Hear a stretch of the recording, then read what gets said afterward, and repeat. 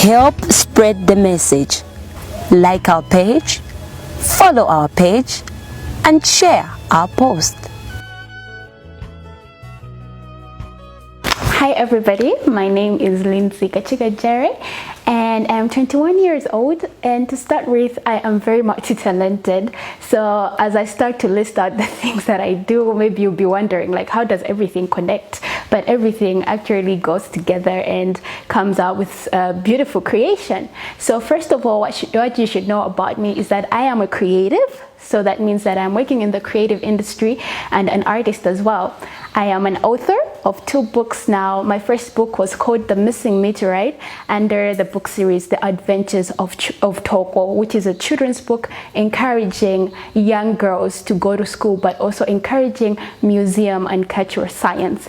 And then my second book, which will be coming out at the end of May, is called The Homecoming, which is a journey of a young woman in finding herself, and also promotes a lot of Pan-Africanism as well. And apart from being an author, I am a World Literacy Ambassador, which means that I work under World Literacy Foundation in advocating for literacy in Malawi and everywhere else in the world.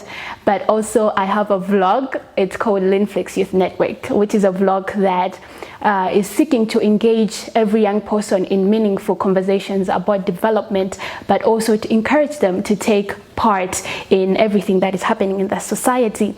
And apart from that, I am a chef, so I do love cooking. Cooking is my passion. It's been my passion since I was a child. I love to cook, I love creation, I love food dressing as well. And at the moment, I'm running a show on Rainbow Television. It's called Food Renaissance, and we just shot episode 4, so I hope you guys will also be able to watch that. And just apart from all that, I'm a youth advocate. I'm so passionate about youth, and I want every young person to have equal chances in life, for example, in education and different sectors. All right, so to begin with, I was born in 1999 with my twin sister, Linda Lisa Katchika. But unfortunately, my sister was born with some defects, and she had some problems with her eyes that she had to go for an eye surgery at a very young age. But even if you look at us now, obviously we don't look alike. She's very small, and she's had problems as a child growing up. So I always look like the older sister, even though we are twins. But it's been a journey with her. I've learned so much from having her as my sister, and I'm very grateful. At 6 years old, my parents divorced. And after the divorce, it was really hard for me to connect with people, because after the divorce, my mom went to school and we had to grow up with my grandma. So I stayed with my grandma for about 3 years while my mother was at school. That time I was in primary school. And that's when I developed the love of writing. While I was in primary school, I wrote a lot. I wrote letters to my mom. And I think from that moment of writing letters to her when she was at school, just helped me to develop the writing skill. And we used to have Destiny Kids at that time. I think if you are in that age range, you will remember. And I used to write songs as well, but eventually I got to know at a young age that I wasn't good at singing, so I had to find something else that was easier for me. So I started writing stories, and I was attracted to drawing as well. I remember having a friend in class who was really good at drawing, so every time she would leave school and she would crunch up her papers which she was drawing and put them in the trash bin, I'd collect them and then try to trace her drawing, because I really wanted to know how to draw. So that was how my childhood was. And after my mother finished her school, she had to move to Lilongwe, so that's how I found myself in Lilongwe. I moved to a different school. Everything became different. I could no longer visit my dad. I could not see my dad. I think that at that period, that's when I couldn't connect with my dad anymore, because he was still in Blantyre and I had to go to Lilongwe. And going to a new school was really hard for me. I was a very quiet child. I got bullied. First of all, it was even by a teacher who was drunk. Unfortunately, there are some people who are irresponsible, who are left on big leadership positions, and he assaulted me. And after that, I became a laughing stock. In grade 6 and 7, I was bullied a lot. I was skinny, I was dark, and people just thought I was different, and for no reason everybody didn't like me. So that's how my journey of depression started. I was so depressed at a young age, and if somebody tells me about depression, I kind of get it, because I was in that situation. But I got through that situation because I was a writer. So I continued to write stories. I loved fairy tales because they would take my imagination far from the situation that I was. And I remember some days at school I would actually be kicked out because I could not afford my fees. And it looks so funny. Most of you will be so surprised because maybe sometimes we don't look like our stories. And that's how it was for me. It got harder and harder. But I still was very, I had a lot of faith. I kept my faith on that someday things were going to get better. So because I was so obsessed with writing, I would say obsessed because I'd write every time. My mom once found me and she told me that it wasn't going to help me with my school. So she tore up my diary, and I still remember that incident because it was very traumatizing to me, that I remember every inch of it.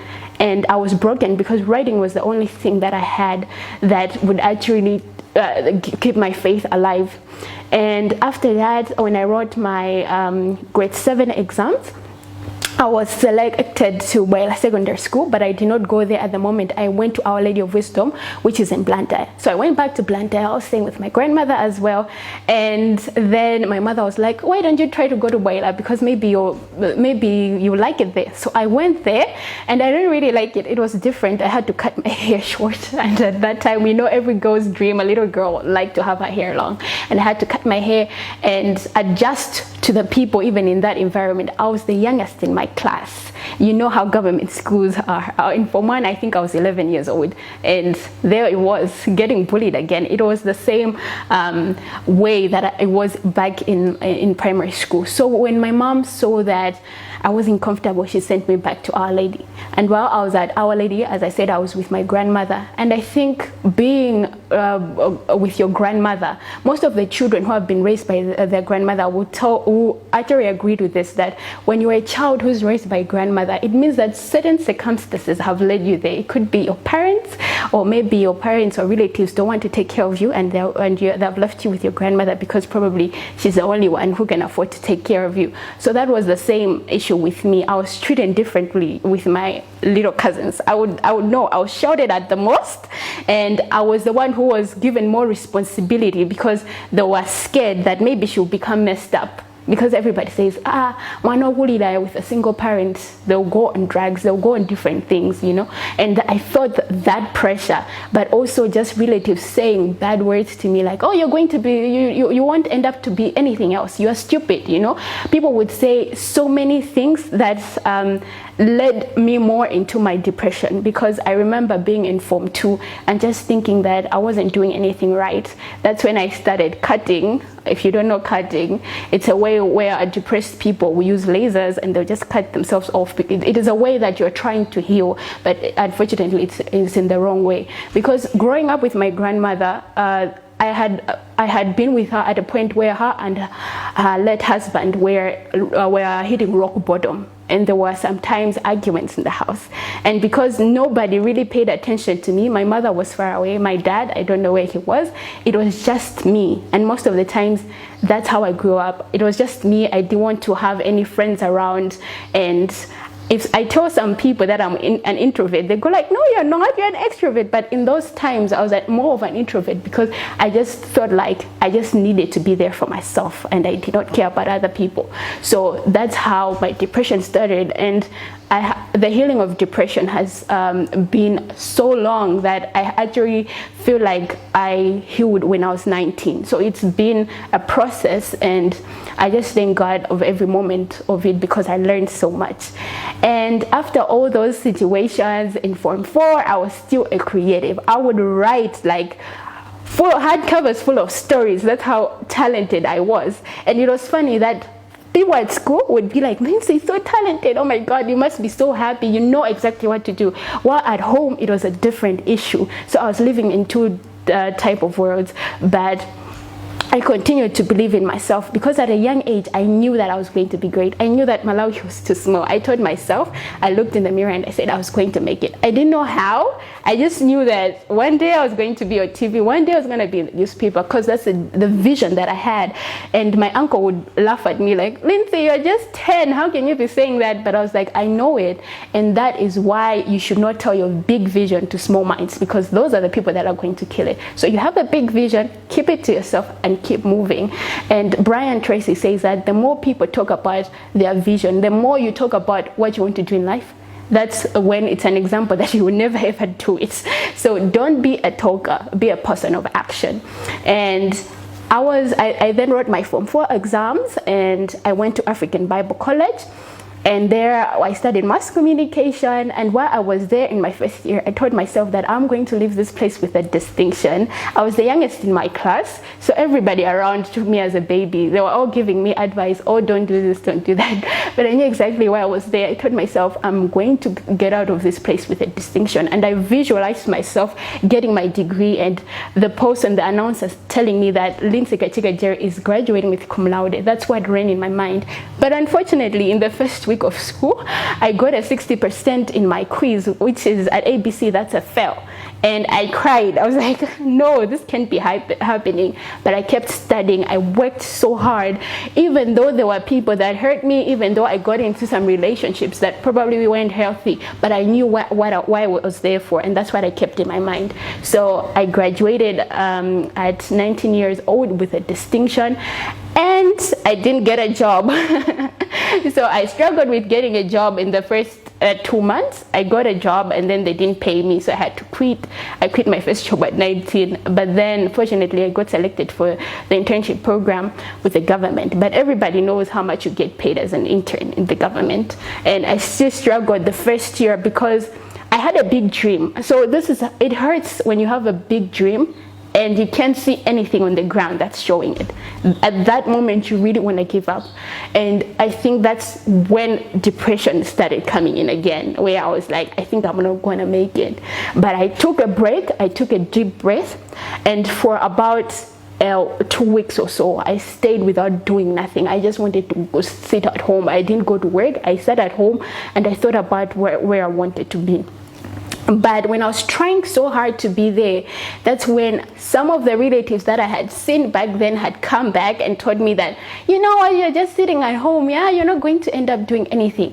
You're not going to be anything in your life. And those words, they attacked me again. And at that point, I was like, I think I should go to a therapist. So I went to a therapist where I healed. And if you need to talk to somebody and you can't find anybody to talk to, I think it's better that you actually seek mental health. So I sought mental health, and when I felt like I was okay, then I was like, okay, I think I'm going to take a big step in my life. So I continued to work hard, and I'm a go-getter. So I'd write. I started writing more, and I didn't care who's going to read it, even if people don't want to read it or don't want to see anything. But I saw something in myself. I saw a big girl. I saw somebody who's going to go higher in life. And just 2 weeks after that, there was an interview.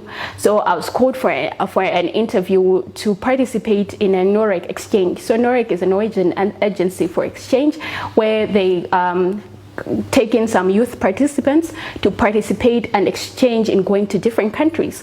So happily I was selected for that, and I started working with some Norwegian people. And then I traveled.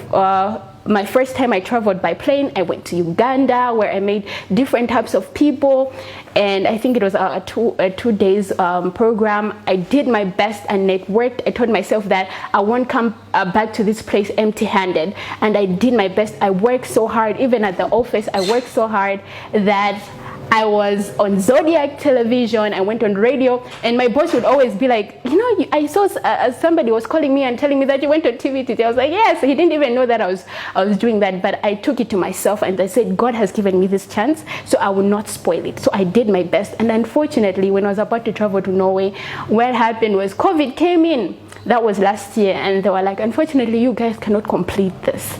And I felt so broken. I was like, God, I thought this was like my point of rescue, but unfortunately it wasn't. But I thank God for that, because in that moment, God told me that you just needed 2 months. You didn't need a whole year to be in this program. You needed 2 months, and I trust you for this. So at that moment, I had been saving up money. I published my first book, and I printed out 1,000 copies, through the savings that I was doing in that process. And that book has led me to know different people, even in the government. I'm so connected, even outside. It opened up doors for me. It was just a small book, a children's book. Somebody told me, you will not go back far with this book. But I told myself that I'm going to make every opportunity for myself. So from that book, I started different programs with youth. I started different programs on literacy and helping kids to read and write.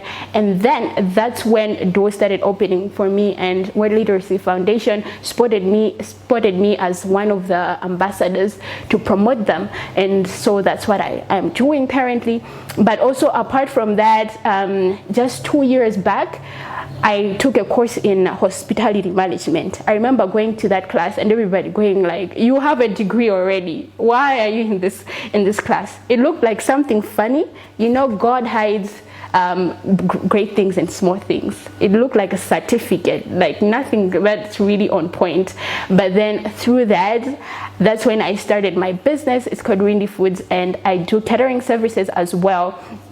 And through that as well, Rainbow TV spotted me, and I have been signed by them to do a cooking show. We do it every week. So that's how God has lifted me. Even though these achievements may look small to someone, or they might be like so tiny to me as well, but I'm thankful for every day, because I took a step in my life at a point where I would have broken up and say I'm not doing anything like that. I had every right to do that, you know, my parents divorced and all that, but I took it to myself that I think I'm going to continue to do this. So my encouragement, especially to young people and women, is that you should not look at yourself. So many of us have so many excuses. You know, I'm too young. I told you I was the youngest in the class of 81 students. I was at the youngest, but I graduated with a distinction.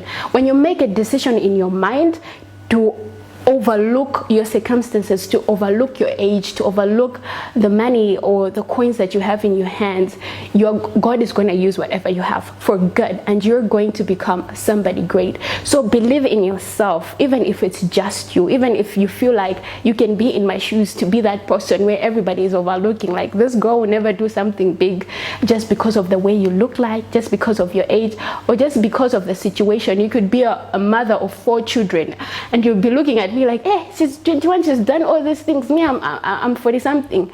No, overlook your circumstances, overlook your age, and you can achieve whatever you want to achieve if you look straight ahead.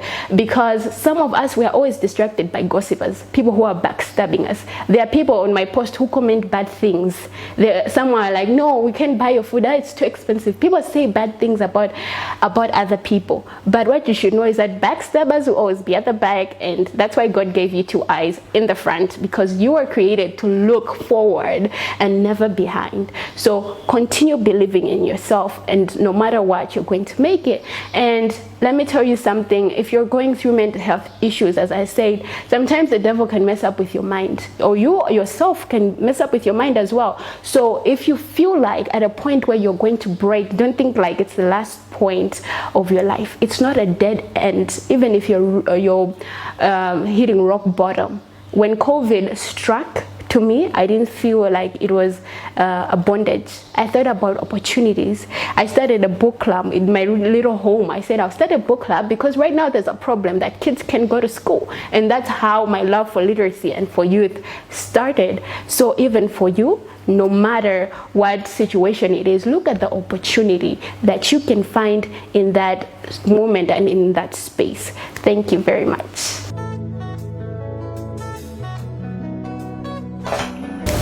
Help spread the message.